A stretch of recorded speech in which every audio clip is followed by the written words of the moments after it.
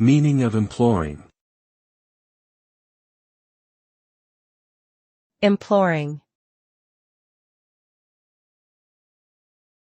Imploring.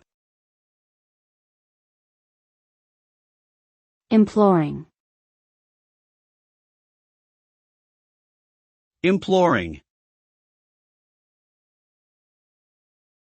The word imploring is an adjective that means to make a desperate appeal or request. It implies a sense of urgency, as if the person making the request is begging or pleading for something important. When someone is imploring another person, they may be using all their persuasive powers to convince them of something. This could result in them using emotional appeals, logical arguments, or anything else they think might work.